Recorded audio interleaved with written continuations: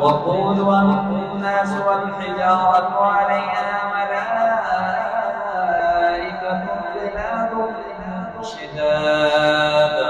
عليها ملائكة غلاظ